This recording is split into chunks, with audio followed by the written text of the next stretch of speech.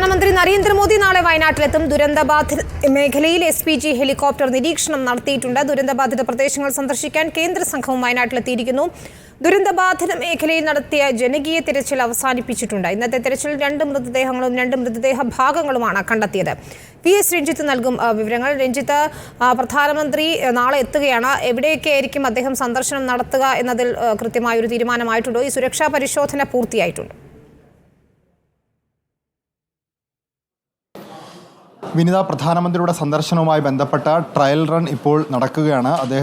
ഞാനിപ്പോൾ കൽപ്പറ്റ കളക്ടറേറ്റിലാണുള്ളത്. ഇവിടെ പോലീസ് സംഘം തയ്യാറായി നിൽക്കുന്നുണ്ട്. അദ്ദേഹത്തിൻ്റെ വരവുമായി ബന്ധപ്പെട്ട വിസിറ്റുമായി ബന്ധപ്പെട്ട ട്രയൽ നടന്നുകൊണ്ടിരിക്കുകയാണ്. നേരത്തെ ഹെലികോപ്റ്ററുകൾ പറപ്പിച്ചുകൊണ്ടുള്ള ഒരു ട്രയൽ നടന്നിരുന്നു. ഇനി അദ്ദേഹത്തിൻ്റെ വാഹനങ്ങളുടെ കോൺവേ കടന്നു പോകുന്നതുമായി ബന്ധപ്പെട്ട ഒരു ട്രയലാണ് നടക്കേണ്ടതുള്ളത്.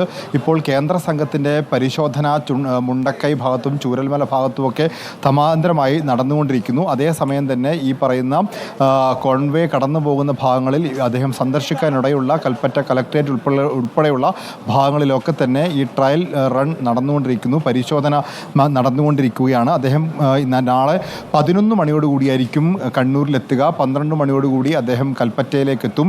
ഇവിടെ നിന്ന് ആകാശ നിരീക്ഷണത്തിന് വേണ്ടി ഹെലികോപ്റ്ററിൽ മുണ്ടക്കൈ, ചൂരൽമല, പുഞ്ചിരിമട്ടം ഭാഗത്തെല്ലാം അദ്ദേഹം സന്ദർശിക്കും. അതിനുശേഷമായിരിക്കും അദ്ദേഹം ഇവിടെ കൽപ്പറ്റയിലേക്ക് തിരിച്ചെത്തുക. അവിടെ നിന്ന് റോഡ് മാർഗം ക്യാമ്പുകളിലേക്ക് പോകും എന്നാണ് മനസ്സിലാക്കുന്നത്. ഒരു പക്ഷേ കൽപ്പറ്റ കലക്ട്രേറ്റിലേക്ക് എത്താനുള്ളൊരു സാധ്യതയും ഉദ്യോഗസ്ഥർ കാണുന്നുണ്ട്. അതുകൊണ്ട് തന്നെ SPGയുടെ പരിശോധന കൽപ്പറ്റ കലക്ട്രേറ്റ് പരിസരത്തും നടക്കുന്നുണ്ട്.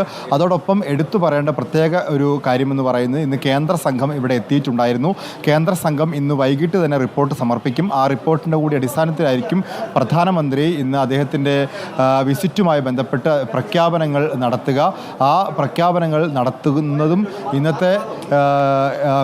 ഇന്നത്തെ ഈ പരിശോധനയുടെ ഭാഗമായിട്ടായിരിക്കും. അപ്പോൾ സ്വാഭാവികമായിട്ടും ഇന്ന് ആവശ്യപ്പെട്ട കാര്യങ്ങളും ഇന്ന് പ്രഖ്യാപിക്കുന്ന കാര്യങ്ങളുണ്ട്. 1200 കോടിയുടെ നഷ്ടമുണ്ടായി എന്നുള്ളതാണ് ഇന്നത്തെ യോഗത്തിൽ പറഞ്ഞിട്ടുള്ളത്. 2000 കോടിയുടെ സഹായം വേണമെന്നും ആവശ്യപ്പെട്ടിട്ടുണ്ട്. അതോടൊപ്പം തന്നെ കേന്ദ്ര സംഘം പറഞ്ഞിട്ടുള്ള പ്രധാനപ്പെട്ട കാര്യം, ഈ ഉരുൾപൊട്ടൽ നടന്നതിൻ്റെ വിള്ളലുകൾ ആ ഭാഗങ്ങളിലൊക്കെ ഉണ്ടായിട്ടുണ്ട്. അതുകൊണ്ട് ആ ഭാഗങ്ങളിൽ വീടുകൾ നഷ്ടപ്പെട്ടവരെ മാത്രമല്ല, അവിടെയുള്ള ആളുകളെ മുഴുവൻ പുനരധിവസിപ്പിക്കേണ്ട ഒരു സാഹചര്യമുണ്ട് എന്നുള്ളതും ഇന്നത്തെ യോഗത്തിൽ ഈ സംഘം അറിയിച്ചിട്ടുണ്ട്.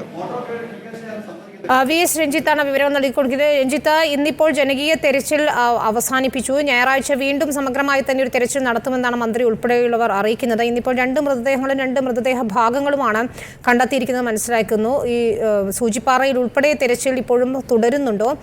എന്താണ് അത് സംബന്ധിച്ച അപ്ഡേറ്റുകൾ?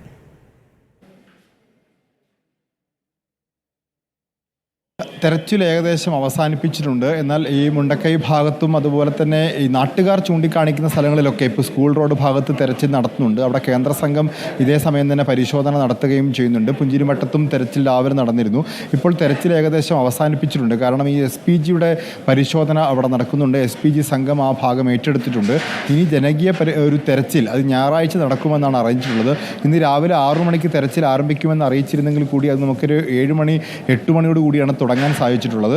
പക്ഷേ ചില മൃതദേഹ അവശിഷ്ടങ്ങളൊക്കെ സൺറൈസ് വാലിയിൽ നിന്നൊക്കെ നാട്ടുകാർ നടത്തിയ തെരച്ചിലിൽ കണ്ടെത്താൻ സാധിച്ചിട്ടുണ്ട്. ഇനി ജനകീയമായൊരു തെരച്ചിൽ നടക്കാൻ പോകുന്നത് ഞായറാഴ്ചയായിരിക്കും. കാരണം ഇന്ന് പ്രധാനമന്ത്രിയുടെ സന്ദർശനവുമായി ബന്ധപ്പെട്ട് മേഖലയിൽ കനത്ത സുരക്ഷ ഏർപ്പെടുത്തിയിട്ടുണ്ട്.